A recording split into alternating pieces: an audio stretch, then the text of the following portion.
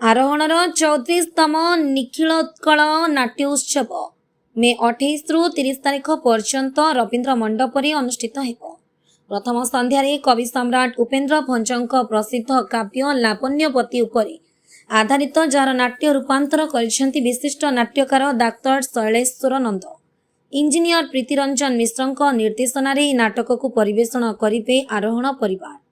द्वितीय संध्यारे महिला जोग केन्द्र भारतीय जोग केन्द्र यूनिट नट द्वारा परिवेषण हेब हास्य रसात्मक नाटक इति रंभा हरण संवाद। यहाकु रचना करिसेंती विशिष्ट नाट्यकार श्री पीयूष रंजन परिडा और निर्देशना देइसेंती इंजीनियर प्रीतिरंजन मिश्र।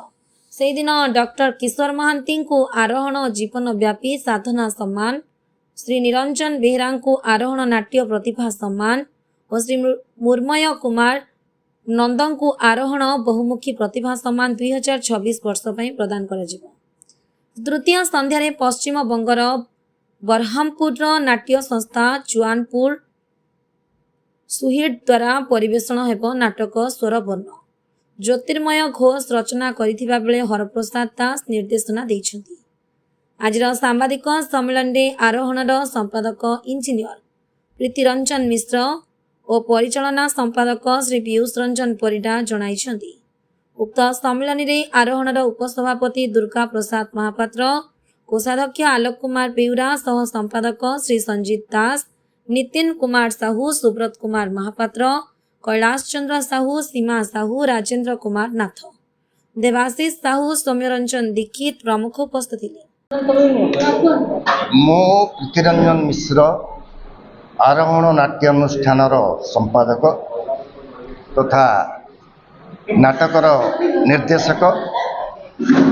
एथर आमर 34तम निखिलोत्कल नाट्योत्सव 2026 28 तारिख 30 तारिख पर्यंत आम रवींद्र मंडप रे करूँ।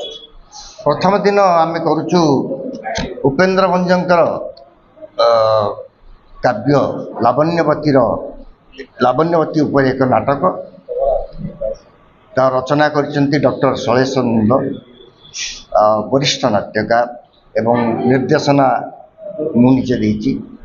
द्वितीय दिन अच्छी आमर संपूर्ण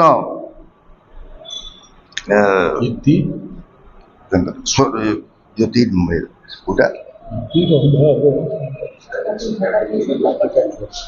संवाद नाट्य रचना आमर अनुष्ठान कार्यकारी संपादक श्री पीयूष रंजन परिडा एवं तृतीय दिन अच्छी नाटक स्वरवर्ण कलिकता मुर्शिदाबाद एक बहुत पुराना नाट्य अनुष्ठान परिवेषण करेंगे चुआनपुर सुहिड ग्रुप। नाटक स्वरवर्ण रचना करिसेंती ज्योतिर्मय घोष एवं निर्देशना हरप्रसाद दास। आरोहणर परिचालना संपादक श्री पीयूष रंजन परिडा। आरोहणर 34तम वार्षिक नाटकोत्सव आम आसंता काली 28 तारिख ठारू 30 तारिख पर्यंत गोटे नाटकोत्सव करुचु, जहाँकि रवींद्र मंडप ठारे अनुष्ठित हेब। प्रथम दिवस आरोहण परिवेशित नाटक लावण्यवती, जहाँ को रचना करिसेंती कवि सम्राट उपेन्द्र भंज, नाट्यरूप देइसेंती डाक्टर शैलेश्वर नंद, निर्देशना देइसेंती आम अनुष्ठान संपादक तथा वरिष्ठ निर्देशक इंजीनियर प्रीतिरंजन मिश्र। ये नाटकटी संपूर्ण भाव में एटा क्लासिक नाटक उपेन्द्र भंजଙ୍କର 500 वर्ष तलर काव्य, जहाँकि घरे घरे परिचित लावण्यवती एवं चंद्रभानुर प्रेम कहानी को लेकिन नाटक रचना कराई। ये थिला गोटे मूल काव्य जहाँ कि सबू ओडिशा बाहर कवितार परिप्रकाश पाई एवं सही क्लासिक काव्य को आम नाट्य रूप देइछु। एटा बहुत कष्टकर भी निश्चित भाव में 500 वर्ष तलर माने कविता को लिखा नाटक हिसाब से निश्चित भाव में कष्टदायक।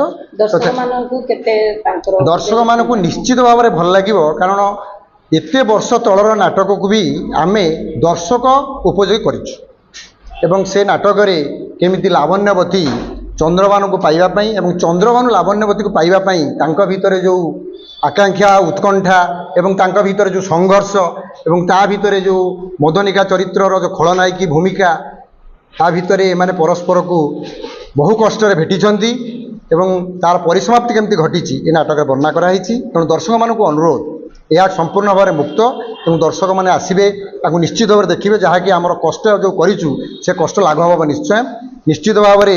ଓଡ଼ିଆ ନାଟକରେ ଗୋଟେ ମାଇଲ ଖୁଣ୍ଟ କହିଲେ ଅତ୍ୟୁକ୍ତି ହେବ ନାହିଁ, କାରଣ ଏମିତିଆ ନାଟକକୁ କେହି ଉଦ୍ଦେଶ୍ୟମୂଳକ ମାନେ କେହି ନେଉନାହାନ୍ତି, କାରଣ ସହଜରେ ଅତି ସହଜରେ ନାଟକ କରିଦେଉଛନ୍ତି, କିନ୍ତୁ ଏ ନାଟକରେ 30 ଜଣ ଚରିତ୍ର ରହିଛି। ତେଣୁ ନିଶ୍ଚିତ ଭାବରେ ନାଟକ କେତେ କଷ୍ଟକର ତା ସମସ୍ତେ ଅନୁଭବ କରିପାରିବେ। ଦ୍ୱିତୀୟ ଦିନ ଆଉ ଗୋଟେ ବଡ଼ ପଦକ୍ଷେପ, କେବଳ ନାରୀ ଚରିତ୍ରମାନଙ୍କୁ ନେଇକି ନାଟକ ରଚନା କରାଯାଇଛି। ସେ ନାଟକଟି ହେଲା ଇତି ରମ୍ଭା ହରଣ ସମ୍ବାଦ। ରଚନା କରିଛି ମୁଁ ନିଜେ, ପୀୟୁଷ ରଞ୍ଜନ ପରିଡ଼ା, ଏବଂ ତାକୁ ପରିବେଷଣ କରିଛନ୍ତି ଭାରତୀୟ ଯୋଗ ସଂସ୍ଥାନର ୟୁନିଟ୍ 9 ଶାଖା ମହିଳା ଯୋଗ କେନ୍ଦ୍ର। ସେ ନାଟକ ଦ୍ୱିତୀୟ ଦିନ ପରିବେଷଣ ହେବ ଏବଂ ଦ୍ୱିତୀୟ ଦିନ ମଧ୍ୟ ଆମର କିଛି ନାଟ୍ୟ ବ୍ୟକ୍ତିତ୍ୱଙ୍କୁ ଆମେ ସମ୍ମାନିତ କରିବୁ।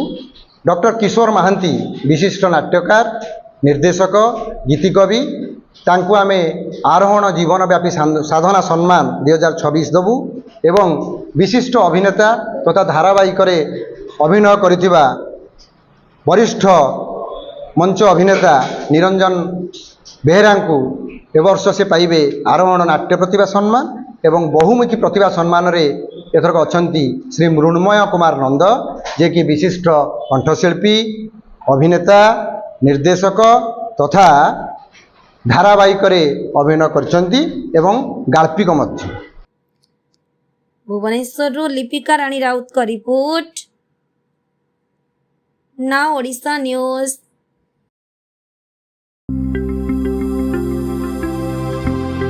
लेटेस्ट न्यूज अपडेट पाई www.naodisha.com को लॉगिन करंतु।